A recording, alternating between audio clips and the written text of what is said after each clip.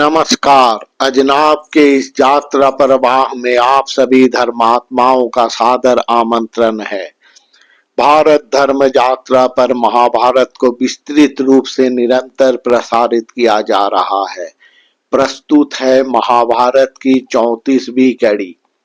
नहुष जब अपने कर्मों के कारण अगस्त ऋषि द्वारा शापित हुए और स्वर्ग इंद्रत्व सभी से पतित होकर महाअरण्य में सर्प रूप में अवस्थान व प्रतीक्षा करने लगे, अपने ही उस अधस्तन पुरुष का जो आगत भविष्य का किसी कालखंड में उनके समक्ष प्रकट होंगे और उन्हें सर्प गति से मुक्त कराएंगे। नहुष के पश्चात उनका द्वितीय पुत्र ययाति राज सिंहासन पर आरूढ़ हुआ। नहुष का ज्येष्ठ पुत्र का नाम यति। राज सिंहासन पर यति का ही अधिकार था, परंतु यति राज्य के राज सिंहासन के आकांक्षी नहीं थे। वो मुनि वृत्ति ग्रहण कर लिए और वनवासी हो गए। राज सिंहासन पर ययाति अभिषिक्त हुए। एक विशाल राज्य का राजा होने के लिए जितनी प्रकार का गुण होना चाहिए वो ययाति में था। वो बहुत बड़े धार्मिक तथा सत्यनिष्ठ थे। यहाँ राजा का धार्मिक होना अर्थात इसे राजा का पूजा पाठ से जोड़ना नहीं चाहिए। यहाँ धर्म का अर्थ होता है न्यायपरायणता, उपयुक्त दंडदाता तथा उदार प्रजापालक।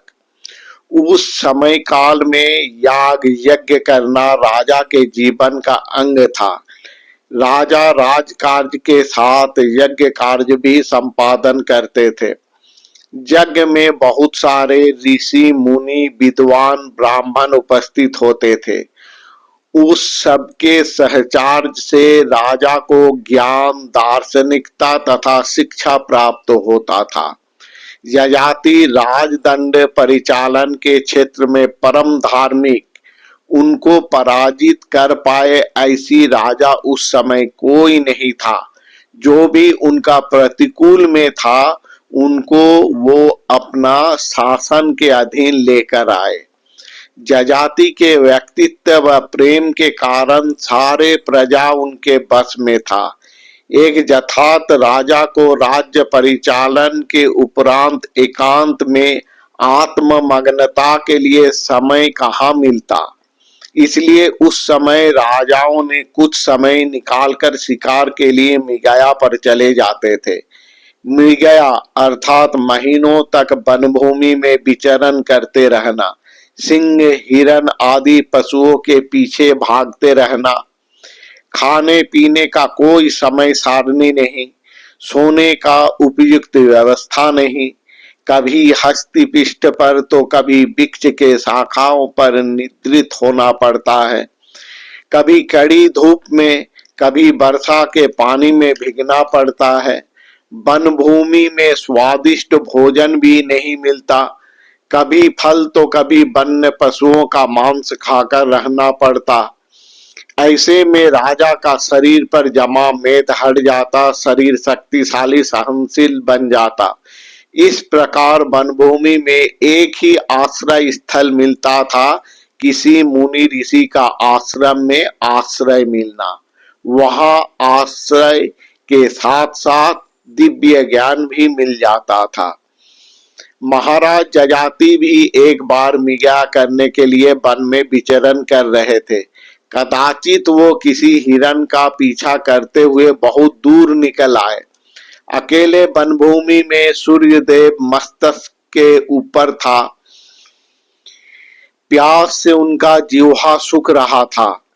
अपने घोड़े के साथ इतस्तत भ्रमण करते हुए उन्हें एक पुष्करणी दिखाई दिया। वो पानी पीने के लिए तैयार हुए। पुष्करणी में जाकर पहले वो पदहस्त प्रक्षालन किए, फिर पानी पीने लगे। वो अपने घोड़े को भी पानी पिलाए और हरे घास के मैदान में छोड़ दिए। तभी उन्हें किसी रमणी का क्रंदन ध्वनि सुनाई दिया। उन्हें समझ में आ गया, कोई विपत्ति में है और सहायता के लिए आह्वान कर रही है। वो उस कंदन धनी का उत्स खोजने के लिए निकल पड़े। ज्यादा दूर नहीं, पास में ही उन्हें एक कुआं दिखाई दिया जहां से वो धनी आ रहा था। वो पास गए, कुएं में झांक कर देखे, उन्हें सूखा हुआ कुआं दिखाई दिया जिसमें एक अतिशय सुंदरी रूपवती युवती कन्या गिरी हुई है। उनका रूप आग के शिखा के स्वरूप है। उनको देखकर जजाति हतचकित रह गए।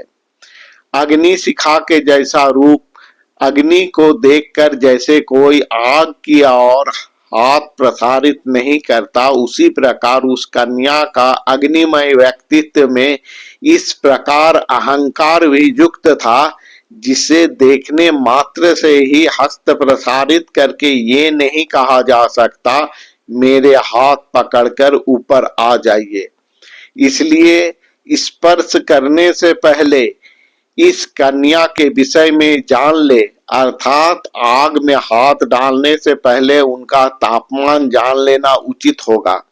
जजाति उनसे पूछे, तुम कौन हो सुंदरी, जिसका गात्र वर्ण पिघला हुआ सोने के जैसा, जिनका प्रसारित हस्त ताम्राव और जिनका अंग में सौभाग्य का प्रतीक हीरा पन्ना आदि का आभूषण है। देख के लगता है ये तुम्हारा जाना पहचाना क्षेत्र है।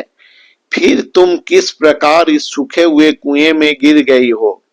रमणी गर्व के साथ उत्तर दिया, जो संजीवनी विद्या का प्रभाव से देवताओं के द्वारा मारे गए असुरों को पुनर्जीवित कर सकते हैं, मैं उस असुर गुरु शुक्राचार्य का कन्या हूं।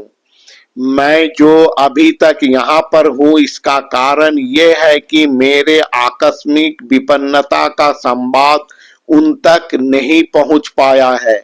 इससे अधिक वो महाराज जजाति को कुछ भी नहीं बोले। आज यहीं तक, अगले अंक में आगे की घटना को जानेंगे। तब तक के लिए नमस्कार।